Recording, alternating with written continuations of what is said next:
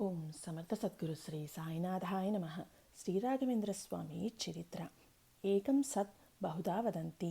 సత్యం ఒక్కటే, దాన్నే బహువిధములా వచింతురు.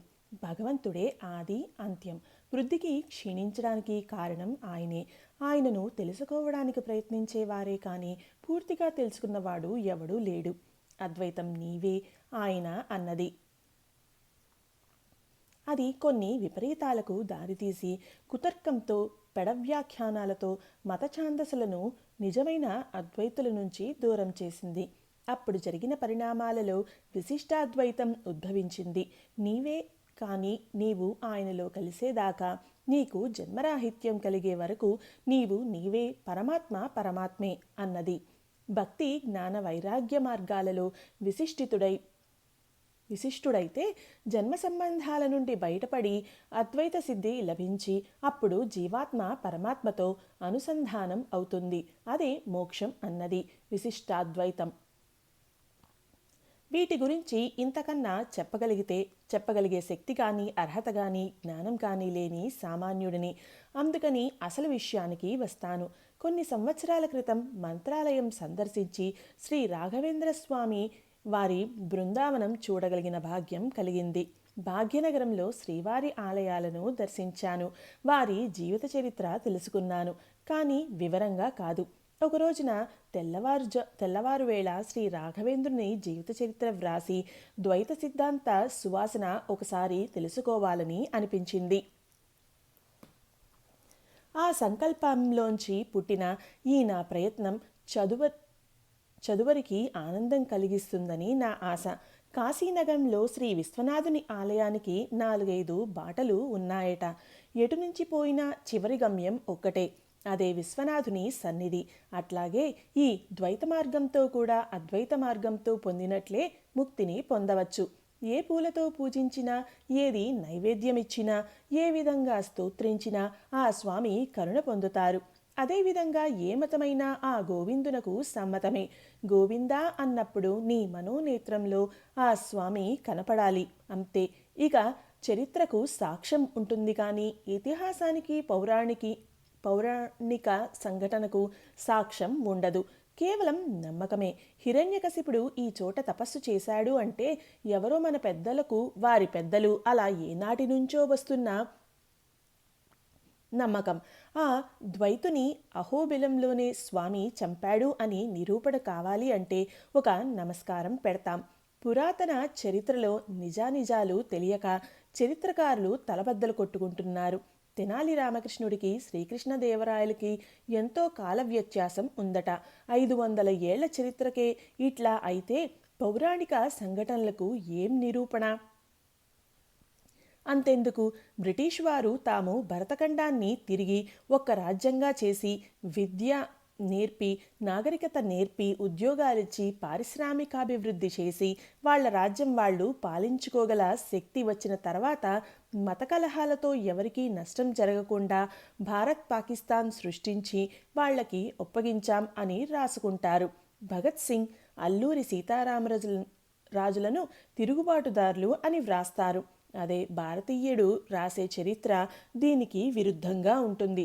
అందుకని రంధ్రాన్వేషణ మాని అతి క్లుప్తంగా రాఘవేంద్ర స్వామి వారి పూర్వజన్మగాథ వివరిస్తాను.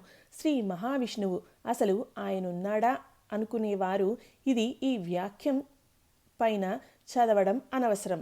వాళ్ళు సూర్యుడిలో హైడ్రోజన్ ఎన్నాళ్ళు ఉంటుంది, ఇలాంటి సైన్సు నేర్చుకోండి. తన సేవకులలో ఒకడైన శంఖకర్ణుడు అనేవాడు బ్రహ్మకి విశ్వసృష్టికి సహాయకుడుగా నియోగింపబడి శ్రీ హరి ధ్యాసలో పరధ్యానంతో బ్రహ్మ మాట వెనక శాపగ్రస్తుడై రాక్షసయోనిలో జన్మించవలసి వస్తుంది. అతడే జగత్ప్రసిద్ధుడైన బాలుడు. శ్రీహరి ఇందుగలడందులేడని సందేహం వలదు. చక్రి సర్వోపగతుండు ఎందెందు వెతికి చూచినా అందందే గలడని తన తండ్రి హిరణ్యకశిపునకే చెప్పిన ప్రహ్లాదుడు. తండ్రి నరసింహస్వామిచే చంపబడ్డాక రాజైన ఆ దానవశ్రేష్ఠుడు ప్రజాక్షేమం కోరి యజ్ఞయాగాలు, ఆలయ నిర్మాణాలు, అన్నదానాలు చేశాడు. ఆయన పరిపాలించి నేటి తుంగభద్రా నది తీరానయున్న అహోబిలం కర్నూలు జిల్లా ప్రాంతాన్ని, అట్లా ప్రజల కడకండ్లకి తనే కన్నీరు కార్చే ప్రహ్లాదుడు ఈ నేలపైన ఈ ప్రజలపై మమకారం పోక ఎన్నో జన్మలు ఎత్తి ధర్మబోధతో ఈ ప్రాంత ప్రజల్ని కాపాడుతూ వచ్చాడు. సంభవామి యుగే యుగే అనేది శ్రీకృష్ణ పరమాత్మే కాక ఆయన భక్తులు కూడా చేశారు.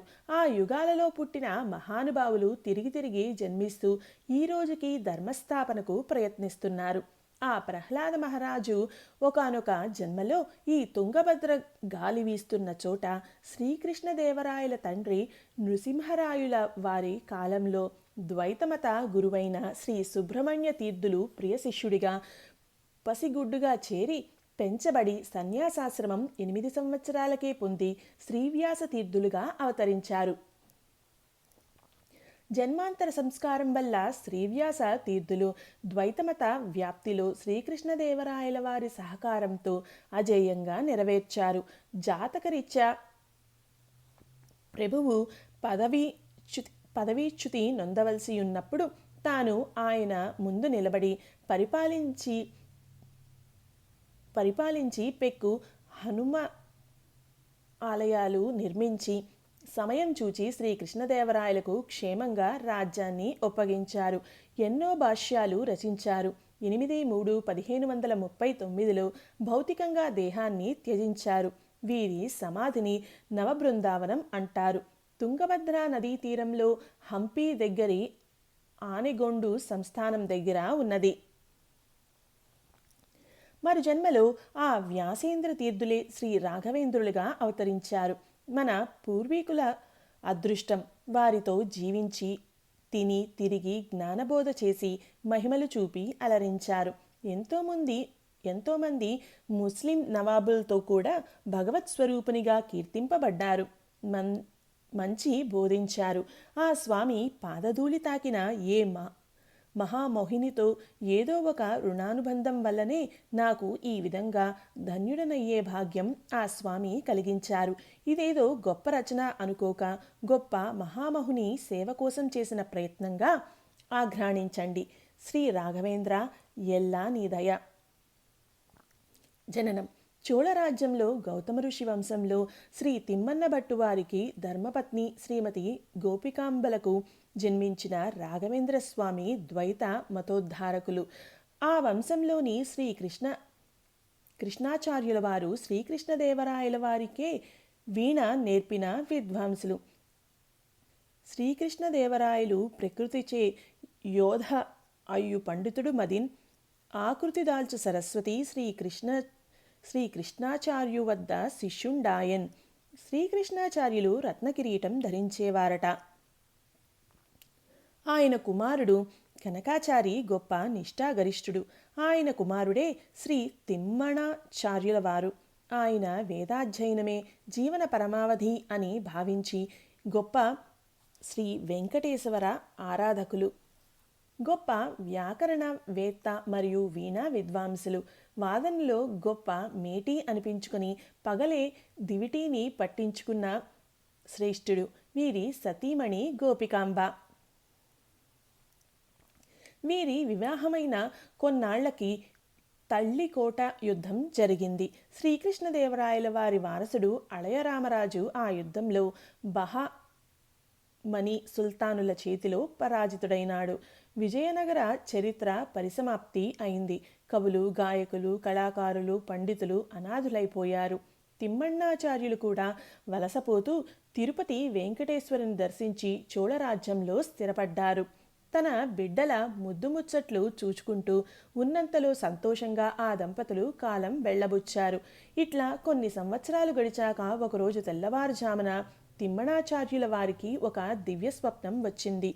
స్వామిని వేనోళ్ల పొగడి నిద్ర మేల్కొన్న ఆయన తన భార్య వదనంలో వింత వెలుగును చూచి తన స్వప్నం తప్పక అద్భుత ఫలితం ఇస్తుందని గ్రహించారు. ఆయన యోచన సిద్ధించిందా అన్నట్లు గోపమ్మ గర్భవతైంది. గర్భంలోని శిశువుకు చేయవలసిన సంస్కారాలన్నీ వేదోక్తంగా జరిపి తిమ్మణాచార్యులు మహాపండితుడైన పుత్రోదయం కోసం వేచియున్నారు. అది మన్మథనామ సంవత్సరం పాల్గొన శుద్ధ సప్తమి గురువారం. 1598న చంద్రుడు శుభలగ్నంలో సూర్యోదయ వేళ గోపమ్మ దివ్యకాంతితో మెరిసిపోతున్న మగబిడ్డను ప్రసవించింది. ఆ బిడ్డ సశాస్త్రీయంగా ఆ బిడ్డను హోమజ్వాల కాంతుల్లో చూసి అమందానంద కందళిత హృదయారవిందుడై తిమ్మణాచార్యులు ఆ బిడ్డ శ్రీ వెంకటేశ్వరుని ప్రసాదం అని భావించి సభలో వెంకటనాథుడని నామకరణం చేయించారు. రాకాసుధాకరునిలా దినదిన ప్రవర్ధమానుడవుతున్న ఆ వెంకటనాథుని కేరింతలు, శైశవ క్రీడలు, నవ్వులు వర్ణించనలవి కానివి. ఈ విధంగా దినదిన ప్రవర్ధమానుడై పెరుగుతున్న వెంకటనాథునికి 3వ వసంతం వచ్చింది. అక్షరాభ్యాసం జరిపి అక్షరాలు దిద్దించారు తిమ్మన్నగారు. అప్పుడొక వింత జరిగింది. ఓం అని తండ్రి దిద్దించి, నాయనా, ఈ ఒక్క అక్షరం నారాయణ్ణి స్వరూపం అన్నారు.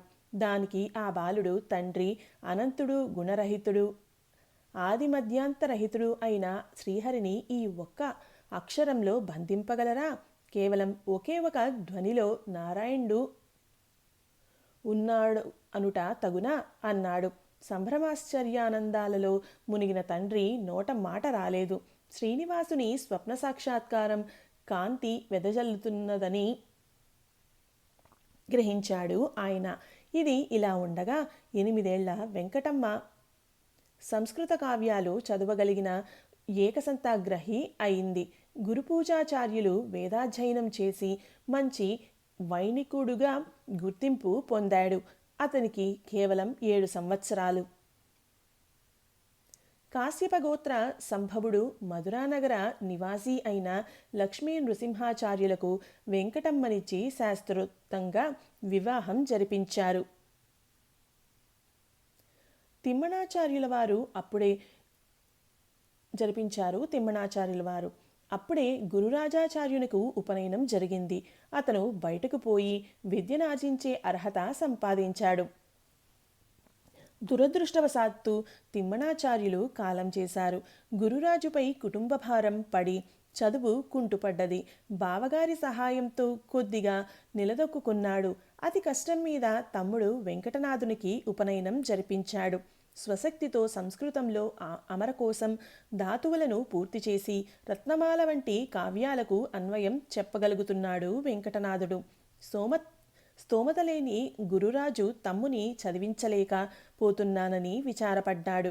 కానీ వెంకటనాథుడు ఒక నిర్ణయం తీసుకొని బావగారు లక్ష్మీసింహాచార్యుల దగ్గరకు వెళ్ళి తనకు చదువు చెప్పమని అభ్యర్థించాడు.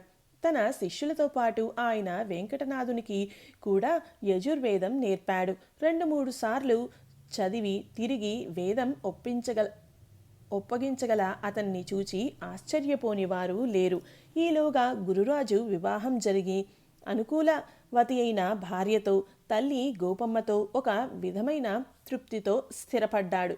జీవితంలో కాలం వేగంగా దొర్లిపోతుంది.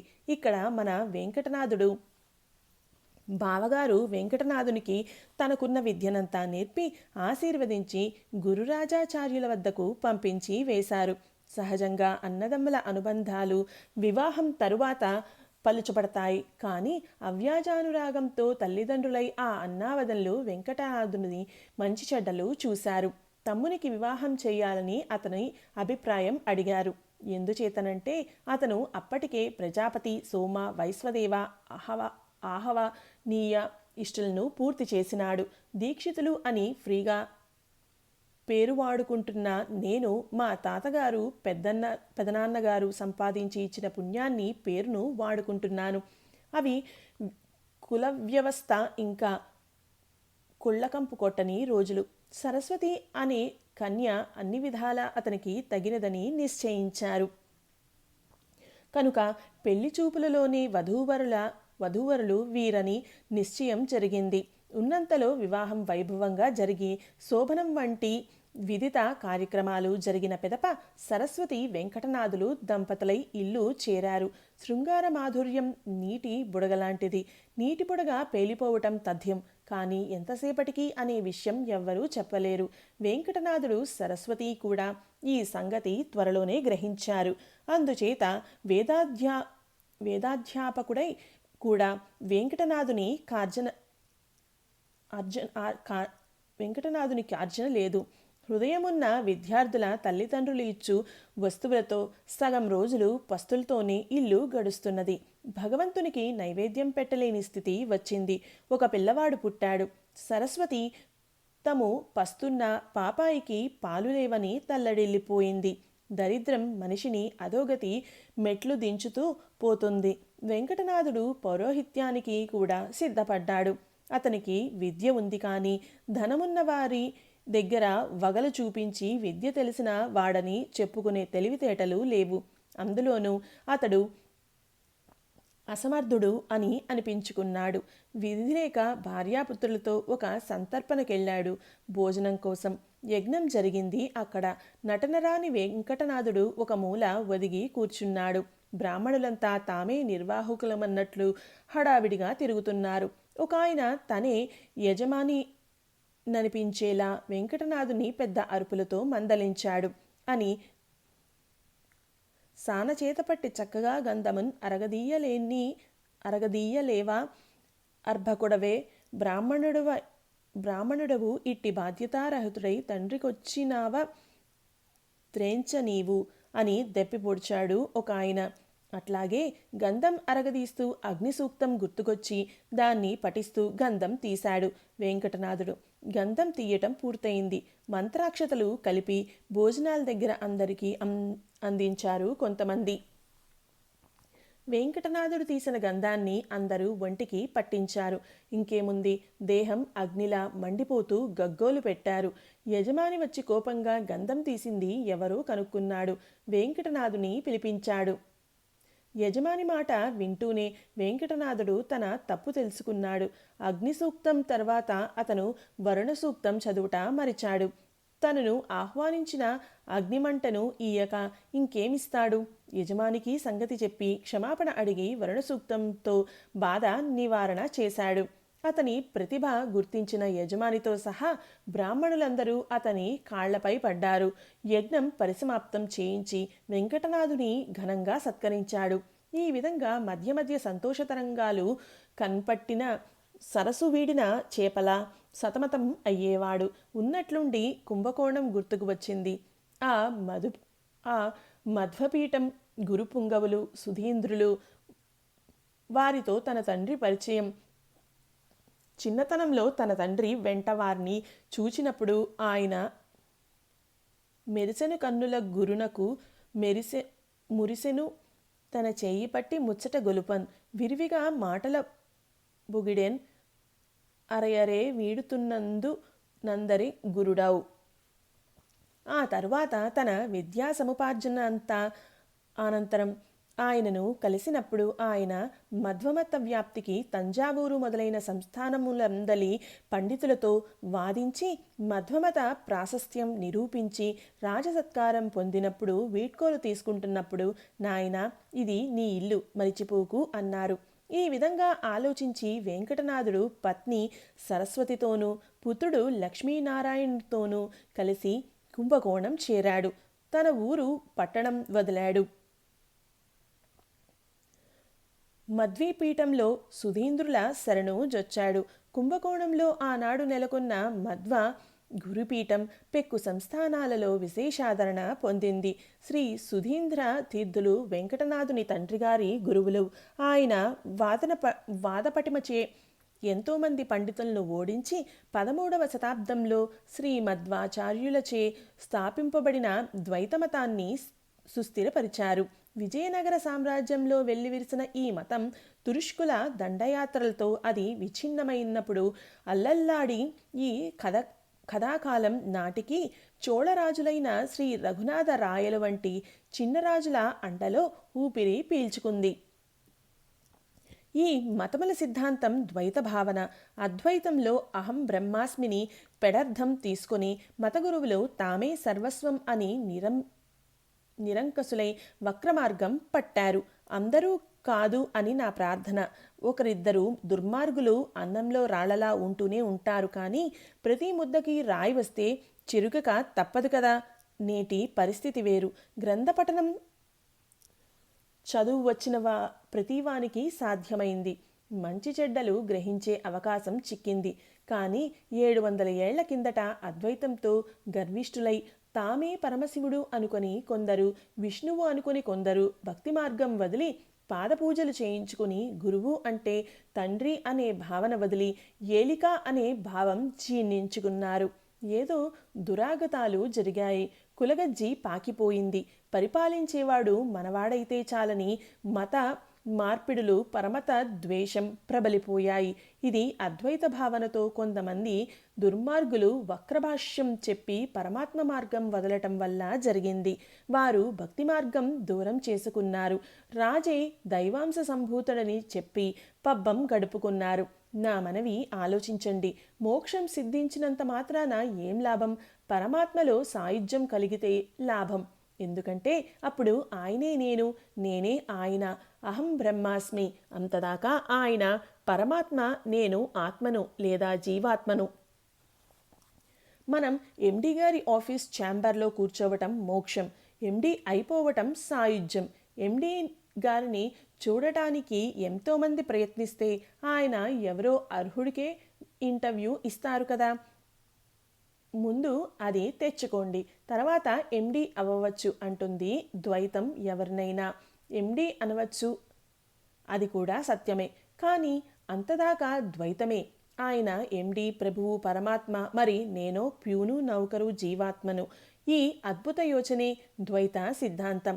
ఈ పరమాత్మ ఎంతటివాడో, ఎలాంటివాడో, ఎన్నటివాడో, ఎవ్వరివాడో ఎలా తెలుస్తుంది? సాధ్యం కాదు. ఎందుకంటే అంతటి సర్వవ్యాప్తుని, సర్వనిలయుని, సర్వదమనుని, సర్వరక్షకుని గురించి మనం ఎన్నో జన్మల తరువాత ఆలోచిస్తాం. ఇంకా ఎన్నో జన్మల తరువాత కోరుకుంటాం.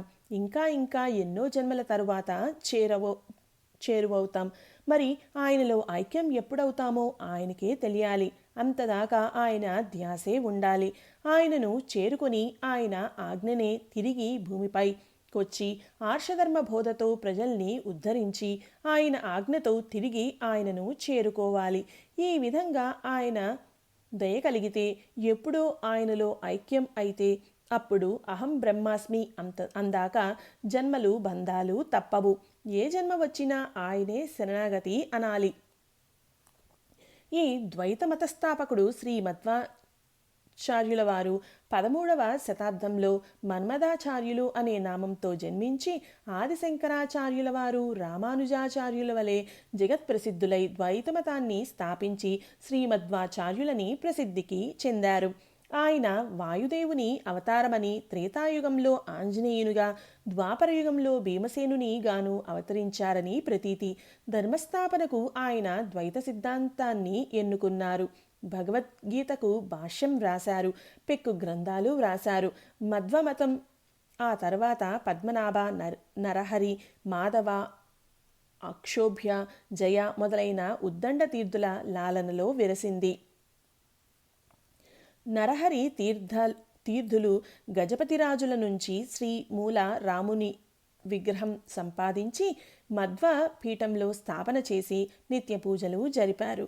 ఆ తర్వాత కాలంలో కవీంద్ర తీర్థులు, వాజిష్ఠ తీర్థులు, విజయేంద్ర తీర్థులు వంటి గురుపుంగవుల ఖ్యాతితో పెరిగి మన వెంకటనాథుడు సతీపుత్ర సమేతుడై సుధీంద్ర తీర్థుల వారి నీడలో ఆశ్రయం సంపాదించిన కాలానికి సుధీంద్రుల తర్కపాండిత్య ప్రతిభతో కుంభకోణంలో ప్రసిద్ధ ద్వైతమత పీఠంగా విరాజిల్లింది.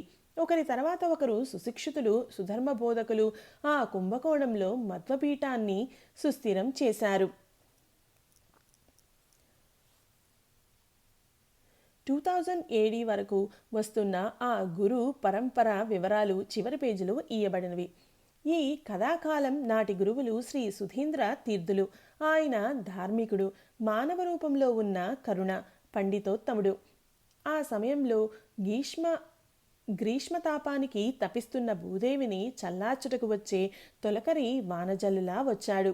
కాబోయే రాఘవేంద్ర తీర్థులు నాటి వెంకటనాథుడు సతీసుత సమేతుడై ఆశ్రయం కోరి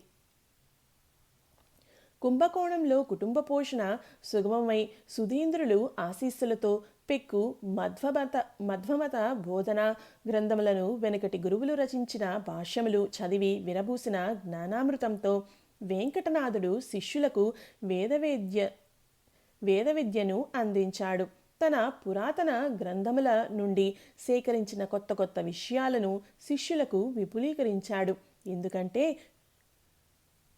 తండ్రి మురిసిపోవు తన సుతుచేతిలో తను పరాజితుడైన గాని శిష్యజేత ఓడి శ్రేష్ఠుడవు గురుడట్లే సంతసించువాని జయము కోరి. అందుకనే ఆ రోజుల్లో గురువు మించిన శిష్యులు ఉద్భవించి జ్ఞానజ్యోతి నలుదిక్కులా ప్రజ్వరిల్లేట్లు చేశారు. ఈ విధంగా మత గ్రంథాలను చదువుతూ బోధించుచు ప్రశాంతమైన జీవనము గడుపుచు భార్యాపుత్రులతో వెంకటనాథుడు సంతోషంగా రోజులు గడుపుచుండెను.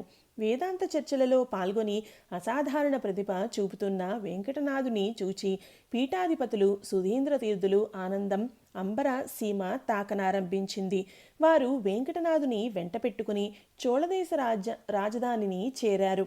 అక్కడ ఆ సద్బ్రాహ్మణులు నిలయములన్నీ వాణీదేవి ఆలయములే. పామరుడు అనువాడు లేడు. అచ్చట సుధీంద్రులకు ఘనస్వాగతం లభించింది. రాజ్ మన్నార్ గుడి అనుచోట అద్వైతమత ప్రచారకుడైన ఒక సన్యాసి వారికి తారసపడ్డాడు. ద్వైత అద్వైత సిద్ధాంతములు ఉత్తర దక్షిణ ధ్రువములు. ద్వైతము తద్విరుద్ధంగా పరమాత్మ సర్వ స్వతంత్రుడు, ఈశ్వరుడు అనాది సర్వోత్తముడు, జీవుడు భృత్యుడు, జన్మకర్మ బంధితుడు అని బోధిస్తుంది. వ్యాకరణ ప్రజ్ఞాశాలి అయిన వెంకటనాథుడు వేదమంత్రముల గూఢార్థములను ఇరింగించి అద్వైతములను తన వాదనా పటిమతో అవాక్కులను చేసి అందరితో బాగు బాగు అనిపించుకునేవాడు. సుధీంద్రుల ఆనందమునకు అవధులు లేవు. శిష్యుని పేరు నలుదిక్కులా పాకినది. మధ్వమఠ ప్రాశస్త్యం పెరిగింది. ఆనాటి పాలకులు విద్యాభిమానులు. వారు ద్వైత మతాభిమానులై దానిని ఆదరించారు. ఆ యాత్రలో సుధీంద్రులు వెంకటనాథునితో పాటు తంజావూరు సంస్థానం సందర్శించింది. యజ్ఞనారాయణ దీక్షితులు గారు సుధీంద్రులను ఆహ్వానించారు. మహాభాష్యాచార్యుని పలకరించి మీ దర్శనం కాకతాళీయం అయిన ఆనందం అన్నారు. దానికి వెంకటనాథుడు అయ్యా, నా రాక ఉద్దేశపూర్వకమే, కాకతాళీయం కాదు. కాకి పండు రాల్చగల బలశాలి కాదు. కానీ ఆ కాకి వ్రాలుట పండు రాలుట ఒకేసారి జరిగాయి కాబట్టి అట్లా అనుకోవటం అజ్ఞానం. అలాగే మీ పదప్రయోగంలో అజ్ఞానం ప్రతిఫలిస్తోంది అన్నాడు. దీక్షితులు గారు అంగీకరించారు. వైష్ణవ సంప్రదాయమైన బహుమూలాలలోనూ లోహశంఖ చక్ర ముద్రికలను కాల్చి ముద్రలు వేయుట వింత ఆచారము, వేద విహితము కాదని దీక్షితులు గారు వాదించారు. ఆ వాదన తిరస్కరించి వెంకటనాథుడు ముక్తికి తప్త ముద్రధారణ అత్యవసరమని గురు విజయేంద్ర తీర్థుల రచన చక్రమీమాంసను ఆధారముగా చూపించి దీక్షితులు గారిని మంత్రముగ్ధులను గావించారు. మహాభాష్యాచార్యుడే ఈతడని అంగీకరించారు. వేదాంత బోధనలోనే కాదు, సాహిత్య సేవలో కూడా వెంకటనాథుడు అద్వితీయుడు అనిపించుకున్నాడు. తన్ను నమ్మిన వైష్ణవ సిద్ధాంతమును ద్వైతమత ప్రబోధాలతో పరిమళంలా వ్యాపింపచేసి పరిమళాచార్యులను అనిపించుకున్నారు.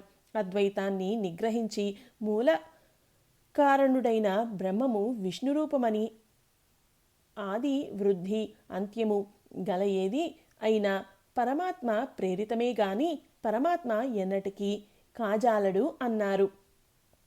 వారి ప్రసిద్ధ రచనలు ప్రమేయ నవమాలిక, శ్రీ సుమధ్వ విజయం, సంస్కృత భాషా కోవిదుల విరచితమని ఆ శైలి అతి తేలికగా తెలియపరచును. తర్వాత కాలంలో వారి మునిమనవడు కూడా మధ్వగురు వారీంద్రులై గుప్త గణస్తవనలో రాఘవేంద్రులైన తన ముత్తాత గారిని స్తుతించారు. రాఘవేంద్రులైన తర్వాత వెంకటనాథుడు రచించిన పెక్కు గ్రంథములు సాహితీ వాగ్దేవి మెడలో నవరత్న మణిమయ హారాలు అయినవి. ఋగ్వేదమునకు భాష్యము వ్రాయవలనని వెంకటనాథుని కోరిక. కానీ సుధీంద్రుల కాంక్ష అతన్ని ఆచార్యపీఠమున కూర్చుండబెట్టుట. ఇంతలో ఇంకొక శిష్యుని అభ్యర్థనకు లొంగి సన్యాసం ఇప్పించవలసి వచ్చెను. అతనే యాదవేంద్రుడు. అతను గురువాజ్ఞచే మధ్వమత ప్రచారము విస్తృతముగా చెయ్యదొడంగెను. ఎల్లరును తదుపరి పీఠాధిపతి ఆయనయే అని నమ్మిరి. వెంకటనాథుడు మాత్రము ఋగ్వేద మీమాంసలో తలమునకలై ఉన్నాడు. ఉలిక్కిపడి లేచి సుధీంద్రులు కలత చెందారు. మూలరాముని ఆదేశం ధిక్కరించలేదు. సన్యసించిన యాదవేంద్రుని కాదని జీవనం గడువక తనను శరణుజొచ్చిన సరస్వతి గుండెలో మంటలు రేపాలి. ఒక పసికందుకు తండ్రిని దూరం చెయ్యాలి. విద్యాబోధన తన జయం అనే శరణాగతునికి సంసారం కాదని బలవంతపు సన్యాసం ఇప్పించాలి. మఠంలో రాబోయే తిరుగుబాటును ఎలా ఎదుర్కోవాలి? కానీ ఆయన గుండె రాయి చేసుకుని వెంకటనాథునికి సంగతి వివరించారు. దానికి అతడు ఇలా అన్నాడు. తదాస్తు దేవతలు అది విన్నారేమో గాని మరికొన్ని రోజులకు అదే జరిగింది. ఆమె తన ఉసురు తీసుకుంది. నిండు జీవితం వ్యర్థం చేసుకుంది. తనకు తన వారికి భుక్తి నొసంగి జ్ఞానవృద్ధికి తోడ్పడి పేరు ప్రతిష్టలు తెప్పించిన సురేంద్రుని విన్నపమును కాదనుట ఎట్లు? శాంతి పుంభావ రూపమైన ఆయన ఒకవేళ తనని శపించవచ్చును. అది మాత్రం తన సతీ సుమతులకు ఏమి లాభం? మ్లానవదనుడైన మగనిగాంచిన భార్య ఏమి ఆయనెంచు సేమమడిగే మారు బలుకడాయే ఎరుగడు కునుకైన సమ్మతించే తాను సన్యసించా. ఈ విధంగా ఆలోచించి వెంకటనాథుడు సుధీంద్రులకు తన అంగీకారం తెలిపి తన పుత్రునికి ఉపనయనం చేసి తండ్రిగా తన బాధ్యత తీర్చుకొనుటకు అనుమతి అడిగాడు. గురువు సంతోషంతో అంగీకరించారు. భార్యకు ఆ ఉపనయనం సంగతి నేర్పించగానే సరస్వతి తను కూడా ఉపనయనం అయిన వెంటనే తన సంసిద్ధత నెరిగించాడు. అయితే సుధీంద్రుల సమస్యలు రెండు. సన్యాసం ఇప్పించుకున్న యాదవేంద్రుని కాదనుట ఎట్లు? సతి సమ్మతిని పొందని వెంకటనాథునికి సన్యాసం ఇచ్చుట ఎట్లు? ఆ కార్యక్రమం కుంభకోణంలో జరిగిన ప్రజలు మఠమును వ్యతిరేకించవచ్చును. పెద్ద గొడవ కావచ్చును. ఆయన తంజావూరు పాలకుడు. రఘునాథ భూపాలుని ఆ కార్యక్రమము జరిపించవలసిందిగా అభ్యర్థించాడు. దానికి రాజు అవును అన్నాడు. ఈ వార్త తెలిసి చాలామంది విద్యావేత్తలు పండితులు ఆ కార్యక్రమం తిలకించుటకు తంజావూరు చేరుకుంటున్నారు. అది క్రీస్తు శకం 1621 పాల్గొన శుద్ధ ద్వితీయ. ఆ క్రితం రాత్రి వెంకటనాథునికి కంటి మీద కునుకే లేదు. వెంకటనాథునిగా భార్య అనాథగా వదిలిన అనాథునికి నిష్కృతి లేదు. భగవదేచ్ఛను కాదను హక్కు తనకు లేదు. ఉషక్కాలపు వెలుగు రేఖలు శుభఘడియ సమీపిస్తోందని తెలిపాయి. వెంకటనాథుని గైకుని సంకల్పము చేసినారు సన్యాసంబున్. లెంకకు నిప్పించగా జంకక తానా సుధీంద్ర సద్గురు లంతన్. తంజావూరు ప్రాసాదమున ఆ మహోత్సవం విద్వాన్మణుల సమక్షంలో రాజుగారి ఆధ్వర్యంలో సుధీంద్రుల పర్యవేక్షణలో జరిగింది. తన ప్రియ శిష్యునికి తురీయాశ్రమం నిచ్చి ఆయన రాఘవేంద్ర తీర్థులని నామకరణం చేసి దీక్షను ఇచ్చారు. గురు సుధీంద్రులు మఠం పీఠాధిపతి పట్టం కట్టారు. శంఖం నుండి పవిత్ర జలంతో స్నాతుని చేశారు. ఇకపై ఆ వెంకటనాథుడు శ్రీహరికి తప్ప ఎవరికి నమస్కరించడు, ఆశీర్వదిస్తాడు కానీ ఎవరి ఆశీస్సులు పొందడు. సతీ సుతులు తోబుట్లతో సంబంధం లేదు. హారాలు, పట్టు వస్త్రాలు, ఆభరణాలు, స్థిరచరాస్తులు మాటే లేదు. శరీర పోషణకు మాత్రమే తిండి, మఠం పెంపుకు మాత్రమే శిష్యులు. కడసారి తన ఎదుట వినమ్రుడై నిలుచున్న ప్రియ శిష్యునికి, తన స్వప్న సాకారానికి సర్వం త్యజించిన ఆ దైవ స్వరూపుని గురు సుధీంద్రులు ఈ విధంగా ఆశీర్వదించారు. నాయనా, వేదాంత సామ్రాజ్య పీఠంబునెక్కిన వెంకటనాథుడా, విష్ణునిచ్చ రాఘవేంద్రుడను నీరాజనంబుల నొంది శ్రీహరి సంకల్ప సిద్ధి యగుత. ధనధునిమించిన ధన సంపదలు గల్గి శ్రీరాము మంచియు కరణగల్గు గురు సురేంద్రుల భక్తి కూడును మీకింక. యతి విజయేంద్రుల యసముగల్గు పీఠాధిపతి వౌచు మఠ మన్ననల్లు పెంచుచు వాదింపు కుశలత వరలుగాక.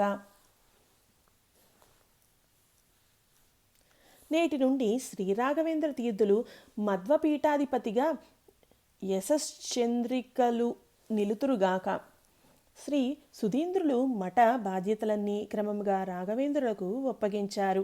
సంస్థానపు మూల విగ్రహములైన రామచంద్రుని విగ్రహము, దిగ్విజయ రాముని విగ్రహము, జయ జయ రాముని విగ్రహము, శ్రీమద్వాచార్యుల వారికి వేదవ్యాసుడు సాక్షాత్కరించి వసిగిన సైకత విగ్రహములు రెండింటినీ, వేదాంత గ్రంథములను, శ్వేతచిత్రమును, వింజామరులు, స్వర్ణ పల్లకి మున్నగున్నవి శ్రీరాఘవేంద్రుల తీర్థములు ఆధీనము గావించినవి.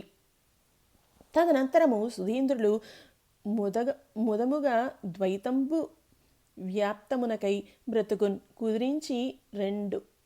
కుదిరించి 2 ఏళ్లకు తదుపరి బృందావనమున తనువున్ వీడెన్. ఈ విధంగా క్రీస్తు శకం 1623లో రాఘవేంద్రులు తన గురువును కోల్పోయారు. ఇదివరలో చెప్పినట్లు కుంభకోణంలో భర్తరాకకు 1000 కళ్ళతో ఎదురుచూచిన సరస్వతి చెవులకు ప్రజల గుసగుసలు అస్పష్టంగా వినిపిస్తున్నాయి. తన భర్త సన్యసించెనట. తన గతేమిటి, ఏది నిజం, ఏది అబద్ధం? ఈ విధంగా తలచి రోధించి ఒక నిశ్చయానికి ఆమె వచ్చింది. తన పుత్రుని వదిన బావగాళ్ల రక్షణకు అప్పగించి ఆమె ఒక పిచ్చిదానిలా నడుస్తూ తంజావూరు బయలుదేరింది. కానీ మనోవేదన భరించలేక దారిలో ఒక పాడుబడ్డ బావిలోకి దుమికి ఆత్మహత్య చేసుకున్నది. ఎన్నడూ అటువంటి నీచపు పని చెయ్యరాదు. పరమాత్మ ఇచ్చిన జీవితాన్ని ఆయన ముగించాలి, కానీ మధ్యలో ముగించటం ఆయన సర్వేశ్వరత్వానికి ధిక్కరించటమే కదా, అది తప్పు. స్వామి శ్రీహరిని ప్రార్థించి ఆమె ఆత్మకు పుణ్యగతి నిమ్మని కోరి ఆ రూపముపై మంత్రజలం సంప్రోక్షించగానే ఆమె రూపం వదిలి స్వర్గం పొందింది. ఇక యాదేంద్రుడు కూడా జరిగిన దాంట్లో స్వామి తప్పేమీ లేదని, అది శ్రీహరి సంకల్పం అని గ్రహించి మునుపటి వలనే మధ్వమత ప్రాశస్త్యమును ప్రచారము చేయు కార్యక్రమమును చేపట్టెను. ఆయన చివరకు కృష్ణానదీ తీరమున 3 మాలే అనే చోట బృందావన స్థులు అయినారు. ఇక రాఘవేంద్రులు అవతరించారు. సంభవామి యుగే యుగే అనే కదా పరమాత్మ వాగ్దానం. రాఘవేంద్రుడు అంటే పాప విముక్తులని గావించి శిష్ట కామనలు తీర్చేవాడని అర్థం. ఈ అవతారమూర్తి చేయబోయే కార్యక్రమములు తెలిసే కాబోలు సుధీంద్రులకి స్వప్నమున మూలరాముని ఆదేశం కూడా అలాగే జరిగింది. శ్రీరాఘవేంద్రునికి అత్యంత ప్రియశిష్యుడైన అప్పణాచార్యులు ఓం శ్రీ రాఘవేంద్రాయ నమః కంటే మేలైన అష్టాక్షరి మంత్రం లేదని చాటారు. సిద్ధి మసూద్ ఖాన్ వంటి అన్యమతస్థులు దైవంగా భావించారు. కేవలం ఆయన జీవనకాలంలోనే కాదు, సిద్ధి పొందిన తర్వాత బృందావన వాసులయ్యాక కూడా ఆయన మహిమ భక్తులను, ఇంగ్లీష్ దొరలకు కూడా అవగతం అయింది, అవుతున్నది, ఇక ముందు అవుతుంది. ఆయన రచనలు సనాతన ధర్మ ప్రబోధన కరదీపికలు. ఆయనను చదువులపై గల జిజ్ఞాస అనంత ధారావాహికలా సాగింది. పరమణాచార్యులని గురువులు, శ్రీరాయల వారని భక్తులు, రాఘవేంద్ర అని ఆర్తులు ఆయనను పిలిచేవారు. నిరంతర భగవద్ధ్యానం, తపోదీక్ష, బ్రహ్మచర్యం, ఆత్మవలోకనం ఎవరికైనా అణిమాది సిద్ధులు దైవత్వం చేకూరుస్తాయి. ఇక అవతార పురుషుల సంగతి వేరే చెప్పగలమా? శ్రీ రాఘవేంద్ర యతి దినచర్య ఒకమారు చూడండి.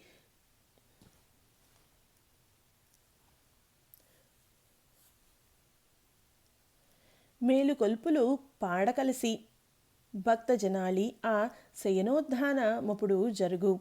దైవ ప్రార్థనయై దీవించి భక్తులన్ కావేరీ స్నానంబు గరపు గురులు. అష్టాక్షరి ద్వాదశాక్షరి మంత్రాల జపించి మృత్తికా స్నానమగును పరమాత్మకును వేల్పు వరుల కందరికిని అర్ఘ్యంబులిత్తురు అనగుడంతా. కట్టి కాషాయ వస్త్రాలు ఘనపుగోపి చందనంబుతో నామంబు చక్కదిద్ది ప్రణవ మంత్రము జపించి పరమగురులు అహ్నికంబులు దీర్తురు అంత తాము. తదుపరి ఏదైనా పురాణ శ్రవణ కార్యక్రమంలో పాల్గొంటారు. అనంతరం తన పరమగురువులు తన గురువు సుధీంద్రునికే గురువులు అయిన విజయేంద్ర తీర్థుల బృందావనం చూసి సాష్టాంగ నమస్కారం చేస్తారు. త్రోవలోనే గల కుంభేశ్వరునికి నమస్కరించి మఠం చేరుకుంటారు. ఇక వారు ఆచార్యులు. ఆయనను మించిన అధ్యాపకులు దొరకరు. ఈ విధంగా అపరాహ్నము వరకు స్వామి పాఠ ప్రవచనములు కొనసాగింతురు. పిమ్మట స్నానమాచరించి శుద్ధులై శ్రీ మూలరామచంద్రుని, గరుడవాహన శ్రీ లక్ష్మీనారాయణ్ణి, దిగ్విజయ రామచంద్రమూర్తి విగ్రహములతో పాటు తన స్వహస్తములతో చెక్కిన శ్రీకృష్ణ ప్రతిమను మంత్రతంత్ర యుక్తముగా అర్చించెదరు. రాఘవేంద్రులకు విరామమును అనిదే లేదు. ఆయన నేటి వారి వలె నడుము వాల్చుట ఎరుంగరు. భిక్ష స్వీకరించిన వెంటనే శిష్యులకు వ్యాకరణం, తర్కశాస్త్రము బోధింతురు. పండితులతో గోష్ఠి జరిపి వేదాంత విషయములు చర్చించెదరు. తుట్టతుదకు సర్వం శ్రీకృష్ణార్పణమస్తు అని ముగింతురు. వారు అద్వైత సిద్ధాంతమును విభేదించి వాదించినప్పుడు అద్వైత గురువులు కూడా ఔరా ఎంత గొప్ప తర్క పండితుడు అనుకునేవారట. మధ్వమే పరమాత్మకు దగ్గర దారి అనుకునేవారట. ఇక సాయం సమయం అవుతుంది. మరలా స్నానమాచరించి శుచి శ్రీ మూలరాముని అర్చించి పాలు పండ్లు నైవేద్యం ఇచ్చి బంగారు పళ్ళరంలో హారతిని ఇచ్చేదరు. ఒక్కొక్కప్పుడు ధ్యాన సమాధిలోనికి వెళ్ళిపోయేవారు. తన మూలరాముని ఆయన వాగ్గేయకారులై అద్భుతమైన కన్నడ కీర్తనలు పాడి ఆరాధించేవారు. అటువంటి ఒక కీర్తన ఇందు ఎనగే గోవింద నిన్నయ పాదార విందవ తోరో ముకుందనే. పరిశీలిస్తే ఆ కీర్తన అర్థం ఈ పద్యంలో ఇలా ఉంటుంది. హే ముకుంద, నీదు ఇంపైన పదపద్మ దర్శనంబు నిమ్ము దయను చూపి, వేరు దారి లేదు నా రక్ష భారమ్ము అంతా నీదే తండ్రి అర్భకుడను. తన అద్భుత వీణానాదముతో తన గొంతు మిళితం చేసి భైరవీ రాగంలో శ్రీ రాఘవేంద్రులు పాడుతున్న దృశ్యం కళ్ళ ముందు తెచ్చుకోండి. అదే క్షణంలో వారి పరమహంస మీ బాధ్యత తీసుకుంటుంది. ఇలా ప్రార్థించండి. రాఘవేంద్ర, నీవే రక్షవు, నాబోటి వారి దిక్కు నీవే పరమగురుడు. నీవే జూపవయ్యా నేనెరుగను శాస్త్ర జ్ఞానములు లేదు శ్రద్ధయైనా. రాఘవేంద్ర, ఎల్లా నీదయ. కాలచక్రం దొర్లుతూనే ఉంది. అది ఎవరికోసం ఆగదు కదా. ఈలోగా చోళరాజ్యంలో రాజకీయ సంక్షోభం తల ఎత్తింది. చిన్న చిన్న మండలాధీనులు కోట్లాడుకోసాగారు. నేను ఉన్నానని దరిద్రదేవత తాండవం ఆడింది. కరువు వచ్చింది. చోళరాజు రాఘవేంద్రుని శరణు వేడాడు. దానికి స్వామి ఇలా అన్నారు. వచ్చెద తంజావూరున మెచ్చగా కొన్నాళ్లపాటు మీ బాగునకై హెచ్చిన ప్రీతితో నిలిచెదా. ఇచ్చకములు దీరు మీకు ఇకనో రాజా. ఆ విధంగా తంజావూరు చేరిన స్వామి 12 సంవత్సరములు తంజావూరు ప్రజలను కాపాడి క్షామము తొలగించినారు. స్వామి సెలవడిగారు. కుక్కతోక వంకర అన్నట్లు రాజులకి ఆగ్రహం అనుగ్రహం రెండూ క్షణికమే. రాఘవేంద్రునకు చోళరాజు రత్నభూషిత కంఠాభరణములను సమర్పించి తన కృతజ్ఞత చాటుకున్నాడు. నవ్వి వైరాగ్యముప్పిన నయనములతో రత్నహారంబు వేసి రగులుచున్న గుండంబునందున అంత పనికి క్రుద్ధుడాయను ఆ రాజు కుతకుతమని. ఎంత అహంభావము! రాజు విష్ణు అంశుడు అంటారే, అట్టి నేను స్వయంగా బహుకరిస్తే తిరస్కరిస్తాడా అనుకొని జుగుప్సతో మ్లానమైన వదనంతో ముభావంగా ఉండిపోయాడు రాజు. క్షణంలో దానిని గ్రహించిన యతిరాజు అంతర్గతుడైన పరశురాముని ఆహ్వానించి ప్రార్థించి నీటి తొట్టెలో చేయి పెట్టినట్లు యజ్ఞకుండలో చేయి పెట్టి హారాన్ని వెలికితీసి రాజుకు ఇచ్చారు. దైవం బితడని ఎరిగెను. ఆ వెన్కను క్షమను వేడే అశ్రువులొలుకన్ దీవించి తాను వచ్చిన తావునకే యోగిరాజు తరలి యంతెన్. ఈ విధముగా కామక్రోధ లోభ మోహాది అరిషడ్వర్గాలను జయించిన రాఘవేంద్రులు కుంభకోణం మరలా చేరారు. అద్వైత సిద్ధాంతాన్ని సిద్ధాంత పరంగా విభేదించేవారే కానీ అద్వైతులపై స్వామికి ఏ ద్వేషమూ లేదు. కర్మ బంధాలు గల జీవాత్మ పరమాత్మ ఎన్నటికీ కానేరదని ఆయన వాదన. ఆ వాదన పటిమ అద్వైతులనే విస్మయ పరిచేది. చర్చ తదనంతరం సాలువలను గప్పి చక్కగా మన్నించి సాగనంపు వారు స్వామి అంతా. మతము శ్రేష్టమేదో చతురతన్ బోధించు నిందజేయురెప్పుడు నిపుణులెందు. యతికి స్థిర నివాసము రాగా బంధము నిషిద్ధమును కాన వారు సదా సంచారులై ప్రజలకు భగవన్మార్గమును బోధించుచు మంచి చెడ్డలు చెప్పుచుండవలను. రాఘవేంద్రుడు కూడా అట్లే నిశ్చయించి ముందుగా తూర్పు దిశ పర్యటనం ఎన్నుకొనిరి. కమలాలయము అర్ధనారీశ్వరము కావేరీ సాగర సంగమం దర్శించారు. అచట నుండి చేరిరా మౌని రామేశ్వరంబు గాంచినారు రామసేతు బంధనము. దర్భపాన్పును దర్శించి స్నానమాడినారు స్వామి అచట.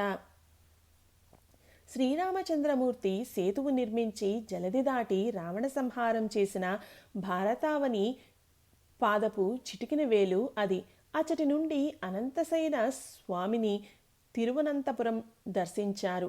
తదుపరి తామ్రపర్ణి నదీ తీరం చేరారు. అచట సంఘం నుండి వెలివేయబడి బాధపడుతున్న ఒక బడుగు బ్రాహ్మణ్ణి చూచి తన శంఖోదకమును వానిపై చిలకరించి సాటివాడనంచు జాలి సుంతయూ లేక బాధ పెట్టుటిట్లు పాడి కాదు.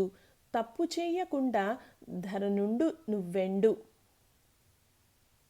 క్షమయే లేని వారి జన్మ ఎలా అని మందలించి ఆ బ్రాహ్మణులు వానిని తమలో కలుపుకునేట్లు చేశారు. అచట్ నుండి మధురాపూరి చేరారు. క్రీస్తు శకం 1623 నుంచి 1659 కాలంలో తిరుమల నాయకుడు మధుర పాలకుడు. శ్రీ రాఘవేంద్రుల పరమగురువులు గురువుగారి గురువు శ్రీ విజయేంద్ర తీర్థుల సమకాలికుడైన అప్పయ్య దీక్షితుల గారి మనుమడు నీలకంఠ దీక్షితులు తిరుమల నాయకుని విద్యామంత్రి. ఈయన అగ్రశ్రేణి అద్వైతి. మధ్వ సిద్ధాంతం ద్వైత భావన దీక్షితుల గారి మనసుకు నచ్చనివి. అద్వైతులందరూ విశిష్టమని భావించే బాట మీమాంసను వారు క్షుణ్ణముగా పఠింతురు. మధ్వుడైన రాఘవేంద్రుని ఈ మీమాంస గురించి ప్రశ్నించారు దీక్షితులు. స్వామికి ఈ మీమాంసలు ఒక లెక్క. మీనంబునొకదానిని మానవుడొక చెరువు నుండి మార్పిడి చేయన్. ఏనాడు ప్రాణమొదలడు ఆ నూత్న తటాకమందు అదవిధి మెలగున్. అట్లాగే స్వామికి కొత్త విషయం అనున్నది లేక ఏదాని ఎన్నుకున్నా అనర్గళంగా వాదించి అవతల వారిని చిత్తు చేసేవారు. శ్రీవారి పాండిత్యం నీలకంఠ దీక్షితులు గారిని నివ్వెరపరిచింది.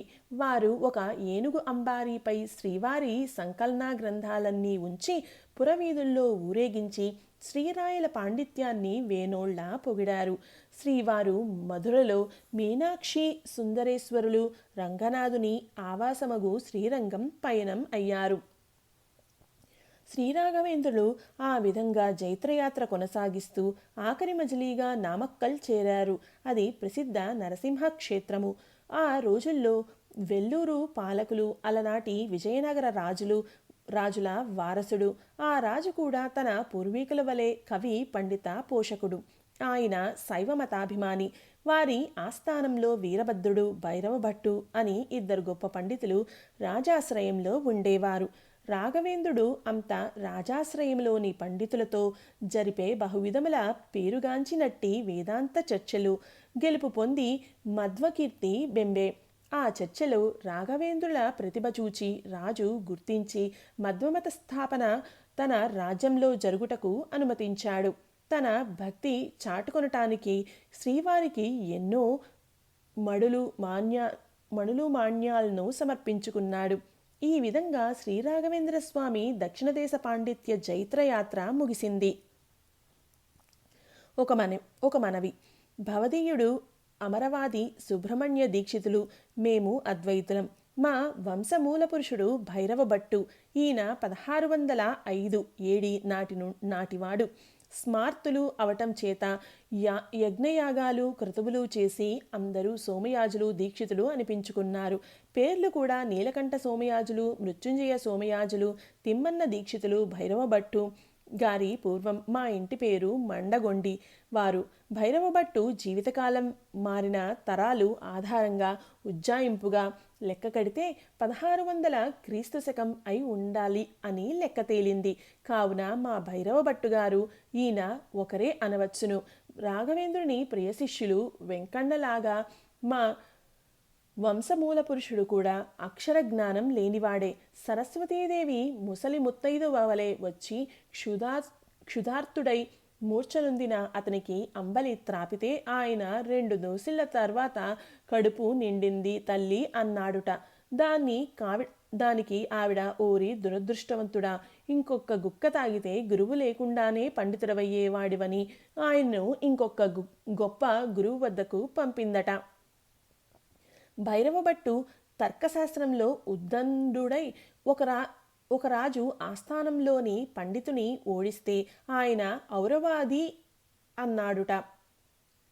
అప్పటి నుండి భైరవభట్టు గారు మండగొండి భైరవభట్టు కాక ఔరవాది భైరవభట్టు గారు అయ్యారు. కొంతకాలానికి ఔరవాది అమరవాదిగా మారింది. ఇదే నిజమైతే నా జన్మ ధన్యం. మహామహుల చేత ఓటమి కూడా గర్వించ తగినదే. శ్రీవారు దక్షిణయాత్ర పరిసమాప్తి చేసుకుని దక్షిణ కన్నడ జిల్లాలో తన యాత్ర ప్రారంభించారు. శ్రీమధ్వాచార్యుల శిష్యుడైన జయసింహరాజు ఏలిన స్థలం అది. రాఘవేంద్రులు శ్రీహరి క్షేత్రమైన విష్ణు మంగళమును, శివక్షేత్రమైన సుబ్రహ్మణ్య క్షేత్రమును దర్శించి ఉడుపి క్షేత్రము చేరుకున్నారు. స్వామివారి పరమగురువులు విజయేంద్ర తీర్థులకు అక్కడ శ్రీకృష్ణుని ఆలయమున ఆనుకుని కొంత స్థలము ఉన్నది. శ్రీరాఘవేంద్రులు అచట తన విడిది ఏర్పాటు చేసుకున్నారు. ఉడిపిలో కృష్ణుని చూచిరి, కడు పరవశముంది కృష్ణగానామృతము కడుపారగ్రోల స్వామికి అడుగులు నాట్యంబు చేసే ఆనందముతో. ఉడిపిలో ఉన్న కాలములో స్వామి ఎన్నో చక్కని కీర్తనలు శ్రీకృష్ణునిపై రాసి స్వయంగా వేణుగోపాల అంటూ పాడారు. ఇక్కడ శ్రీవారి గ్రంథరచన వటవృక్షంలా విస్తరించింది.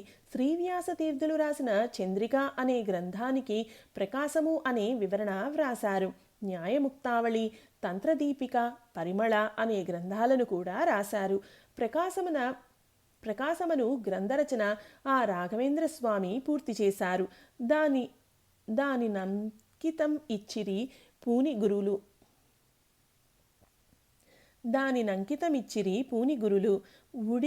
ఉడిపి కృష్ణునకెంతయో ఉన్నతముగా పెరుగు చిలికెడి కృష్ణుని విగ్రహమును చెక్కి బంగారు బొమ్మను చేసినారు. ఈనాటికి మంత్రాలయంలో శ్రీరాఘవేంద్ర స్వామి మఠములో ఆ బంగారు బొమ్మని భక్తులు తిలకించవచ్చు. సంచారము ఉనరించుచు స్వామి మైసూరు పరిసర ప్రాంతమునకు చేరినారు. చారిత్రక ప్రాశస్త్యము గల శ్రీరంగపట్టణం చేరారు. దొడ్డదేవరాజు దానిని పాలించురాజు. శ్రీవారి పూర్వీకులైన విబుధేంద్ర తీర్థులు నివసించిన అచ్చటి సమీప ప్రాంతమును నంజనగూడు నందు స్వామి నివసించమని ప్రార్థించెను. ఆ ఏడు తమ చాతుర్మాస్య దీక్ష గురుదేవులు శ్రీరంగపట్టణముననే నిర్వహించారు. ఆ సందర్భమున వల్లూరు, దేవరాజపురము 2 గ్రామములను శ్రీవారికి సమర్పించినాడు. తర్వాత చిత్రదుర్గము వైపు తమ ప్రయాణము కొనసాగించినారు. రాఘవేంద్రుని ఆశ్రయించి స్వామి వేడెడు భక్తుడొకడు తనకు ముక్తి ఇప్పించమని వేడుకొనుచుండెడివాడు. ఒకరోజు ఉన్నట్లుండి, స్వామి, నీకు నిజముగా ముక్తి కావలనా? ముక్తి ఈ శరీరంతో లభించదు, శరీర త్యాగం చేయగలవా అని అడిగారు. అప్పుడతను, నీవు దూకమన్నా నిప్పున దూకెదన్, శంకయేలా? నమ్ము స్వామి నన్ను, పేర్చి చితిని నేడే వీక్షించ మీరంతా తనువు వీడువాడ దగ్ధమవగా. అతడు అప్పుడే చితి పేర్పించి స్నానమాచరించి శుద్ధి చెంది స్వామి తీర్థము స్వీకరించి స్వామిచే బీజాక్షరములు వ్రాయబడిన ఆ నిప్పులో రాఘవేంద్రుని స్మరించుచూ దూకెను. చిత్రముగా క్షణకాలమున అతడు దగ్ధమైపోయాడు. నేటి కాలంలో అందరికీ తెలిసినదే, ఈ పని జరుగుటకు కనీసం 4-5 గంటలు పడుతుంది. ఎలక్ట్రిక్ ఓవెన్స్లో లాగా కట్టెలు చితిలో బూడిద మాత్రమే మిగలడం అసాధ్యం. వాయుదేవుని, అగ్నిదేవుని ప్రార్థించి స్వామి ఆ వింత చేశారు. ఆ జీవిని అలా ముక్తుణ్ణి చేశారు. రాముడుంటే రావణుడు ఉంటాడు కదా. రాఘవేంద్రుల్ని ద్వేషించే కొందరు స్వామి శిష్యుని భ్రమింప హిప్నటైజ్ చేసి వాని చావుకి కారణమైనారని విమర్శింపసాగారు. తక్షణమే ఒక అద్భుతం జరిగింది. ఆ విమర్శించు వారికి ఒక అద్భుత దృశ్యం కనపడింది. ఘంటానాదం వినిపిస్తూ ఉండగా ఆకాశ వీధిలో మెరుస్తున్న దివ్య విమానంలో చనిపోయిన ఆ భృత్యుడు ఊర్ధ్వలోకాల వైపు పోతూ కనిపించాడు. మోక్షదాత శ్రీహరి అనుమతిస్తే వాయుదేవుడు అట్టి దివ్య విమానం అమరిస్తాడు. అది మానవులకు కనపడదు. అయితే రాఘవేంద్రులు తన మీద అపనింద వేయబోయిన వారి కోసం అసదృశ్యమైన ఆ విమాన దర్శనం చూపించారు. కానీ అది సామాన్యునికి కనిపించదు. మనం ఎన్నడూ చూడని ప్రదేశంలోనే గైడ్ అవసరం అవుతుంది కదా. మరి ఇంకొక లోకం ఎలా చేరగలం? తప్పకుండా ఎవరో వచ్చి తీసుకువెళ్తారు. ఇది నిజం. వివరాలు మాత్రం బ్రతికుండగా తెలుసుకోవడం అసాధ్యం. మనం చూడలేనిది అసలు లేదనేవాడు మూర్ఖుడే కదా. అచట్ నుండి శ్రీవారు ఘడక్ చేరారు. అక్కడ వీరనారాయణ్ణి కొలిచారు. అక్కడ నుండి కిరీటగిరి అను గ్రామమును చేరారు. అక్కడ వెంకట దేశాయ్ అను సంపన్నుడు స్వామిని తన ఇంట భిక్షకు ఆహ్వానించాడు. స్వామి శిష్యులేగాక అతని బంధు పరివారమంతా విచ్చేశారు. అతనికి పెద్ద మామిడి తోట ఉంది. మామిడి పండ్ల రసంబును స్వామికి రుచిచూపనించి సద్భక్తుడు ఆ మామిడి రసమొక తొట్టెలో ఏమాత్రమూ సెంకలేక ఇంపుగా నింపెన్. అప్పుడొక దుస్సంఘటన జరిగింది. యజమాని కొడుకు చిన్న బాలుడు ప్రమాదవశాత్తు ఆ తొట్టెలో పడి మరణించాడు. బయటకు చెప్పుకొని ఏడవలేని పరిస్థితి. భోజనానికి కూర్చొనకుండా స్వామి లేచిపోతే చేసిందంతా నిష్ఫలం. స్వామి వెంకటదేశాయి దంపతులకు తీర్థం ఇస్తున్నప్పుడు వారు దుఃఖం ఆపుకోలేక భోరుమన్నారు. స్వామి విషయం తెలుసుకొని మంత్రజలం చిలకరించి అత్యద్భుతంగా బాలుని పునర్జీవితుని చేశారు. కృతజ్ఞతగా దేశాయి స్వామివారి శ్రీపటమునకు ఆ గ్రామమును సమర్పించాడు. యోగులకు అపమృత్యువు అనగా అకాల మృత్యువును పరిహారం చేయగల దివ్యశక్తి ఉంటుంది. ఒకవేళ అది సకాల బ్రహ్మనిశ్చయింపిన మృత్యువైతే ఎవరూ ఏం చేయలేరు. సవణూరు నవాబు గారి కుమారుడు విషసర్పం కాటుకు గురై అకాల మరణం చెందాడు. స్వామి ఆ యువరాజుని పునర్జీవితుని చేశారు. కేవలం మంత్రజలంతో. కృష్ణాపురం తదితర పల్లెలను స్వామికి కృతజ్ఞతతో కానుకగా సమర్పించాడు సవణూరు నవాబు. తర్వాత స్వామి సరసంగి అనే గ్రామము చేరుకున్నారు. అక్కడ వీరశైవులు అధికము. హరుడే శ్రేష్ఠుడు అందరు. హరినామము నాల్చదాల్చరా శివభక్తుల్ వారలు బ్రాహ్మణ ద్వేషులు వారా గురుశక్తి చూడ బాల్పడి రచ్చటన్. శ్రీ రాఘవేంద్రుని పరీక్షించ నుంచి ఆ వీరశైవుల నాయకుడైన ఆ గ్రామదేశాయి ఒక రోకలిని తెప్పించి దానిని తిరిగి చిగురించినట్లు చేసిన హరి గొప్పదనము అంగీకరించదనని సవాలు చేసెను. వేదమంత్రములు నిజముగా మహిమాన్వితములని అంగీకరించదనని పలికెను. వేదమంత్ర మహిమ వివరించి బోధించే స్వామి వాటి యొక్క శక్తి చూపే. సొంపు మీర చదివి సుశ్రావ్య కంఠాన మహిమ చూపే గురుడు అహం బాప. ఆ వేదమంత్రోచ్చారణతో అద్భుతంగా ఆ మొండిరోకలి చిగురించి ఆకులు మొగ్గలు తొడిగింది. ఇక ఆ వీరశైవుల బ్రాహ్మణ్యపు గొప్పతనం అంగీకరించారని వేరే చెప్పనక్కర్లేదు కదా.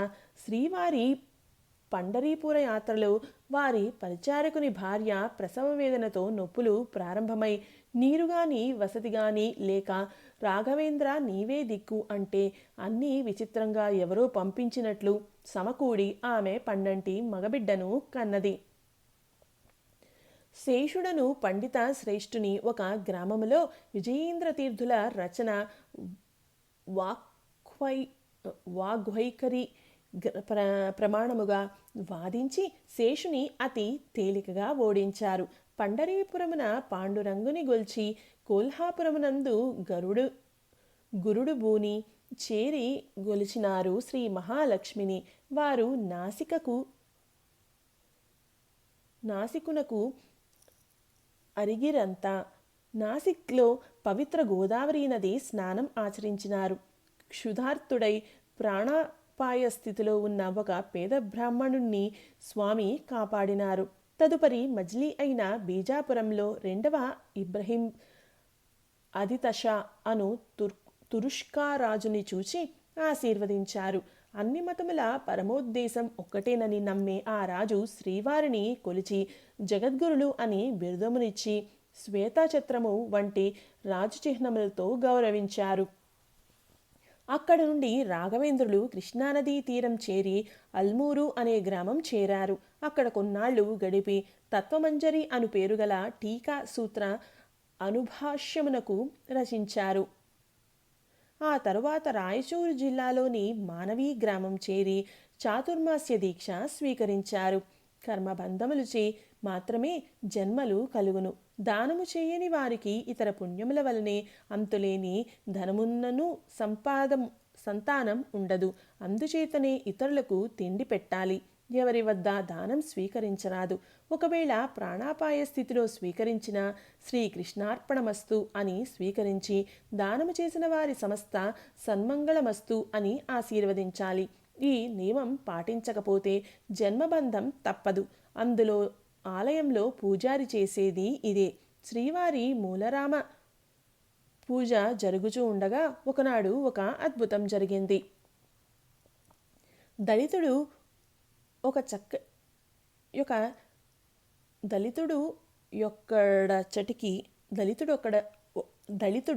ఒకడు అచటికి తన్మయమందున వచ్చి చేరితాన్ పలుకులు తేనలూరు పలు ప్రశ్నలు వేసెను స్వామి గూర్చియున్.